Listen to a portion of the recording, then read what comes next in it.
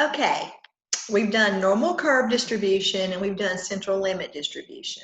Now, on both of those, I gave you a value and then you gave me a probability.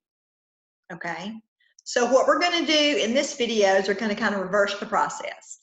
So instead of giving you a value and wanting a probability, I'm going to give you basically a probability and you give me the value back. Okay, so we're not finding probabilities this time, we're finding particular values. Okay, let me kind of pull up my PowerPoint so I can kind of show you what I'm talking about. Okay, so it's called finding a value in the normal distribution.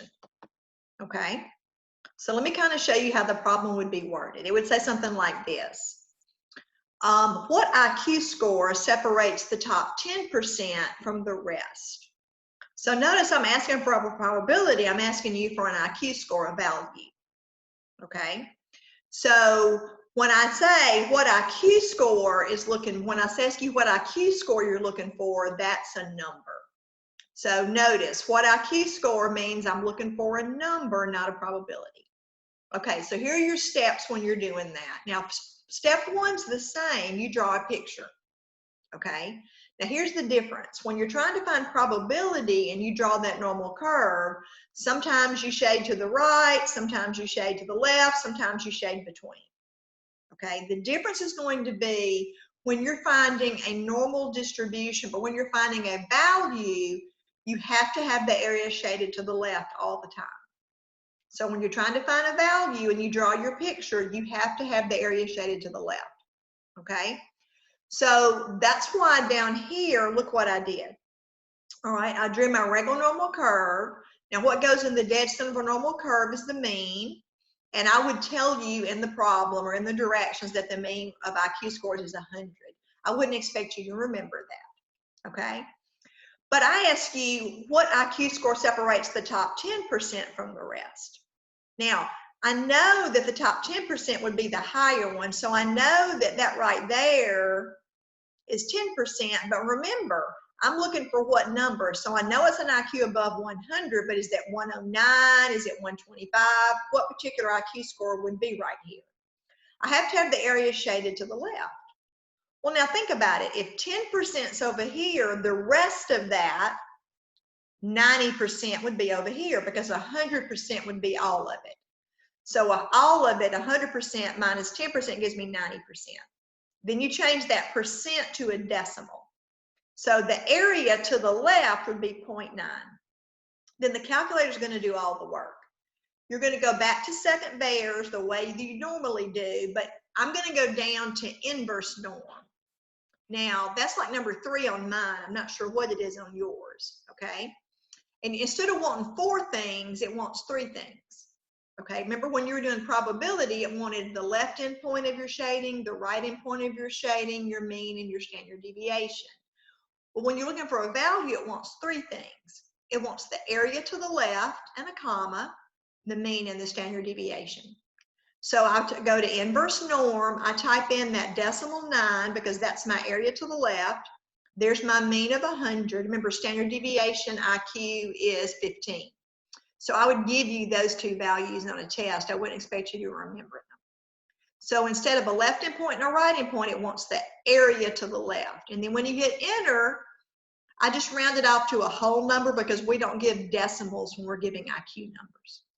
Okay, so let's go work another one to make sure that we're okay. Simple, simple, simple. Men's heights are normally distributed with a mean of 68 6/10 inches and a standard deviation of 2 8/10 inches. So what height separates the shortest 20% from the rest? So notice it says what height.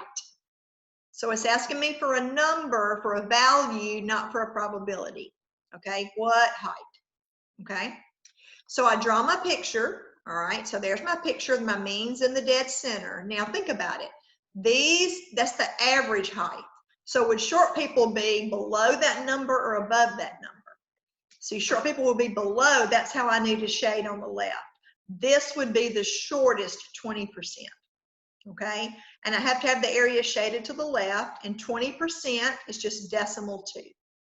Okay, So this match, the shortest 10%, the shortest 20% happened to be the area to the left. So again, I go to inverse norm. I type in my area to the left, that decimal 2, my mean and my standard deviation, and then I rounded my answer off. And we sometimes give decimals on heights, on inches, so that's why I didn't just round to a whole number. Okay. Now another way, remember from test 1, they might have asked me the same question by saying find p sub 20, the 20th percentile. Remember, percentile means what's below you. If you scored in the 20th percentile, that means 20% were physically less than or below you.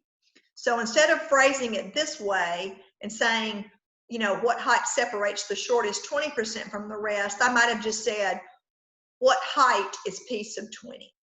Okay, and I would have worked the problem exactly the same way. Okay, so let's go look and just make sure we're okay on another example.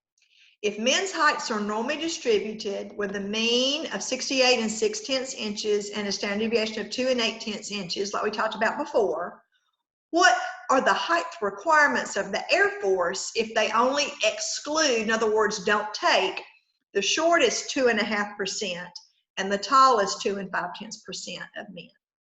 Now, the way this problem's worded sometimes is a little confusing to people. So let's look at the original picture and then why I kind of broke it into 2 different problems. This would be the shortest 2.5% of men, and this would be the tallest 2.5% of men. Okay, does that make sense why I've got 2.5% the tallest and 2.5% the shortest? So they're asking for what 2 numbers would be here, because between these 2 numbers would be the values I'm looking for. Okay, when you're looking for 2 different numbers on a picture, you're really better off drawing 2 different pictures. It doesn't matter which one you do first. All right, now if it were me, let me kind of erase this for a second. All right, I probably would do this one first, only because I already have the area to the left. So I just redrew the picture and left that part off. So my mean's in the middle. I'm looking for this number, and that's my shortest 2.5%, 2.5. All right. Make sure you change your percent to just a decimal. Remember that you divide by 100 to change percent to a decimal. So that percent is decimal 0.25. And I'm looking for that number. So the area to the left I already have.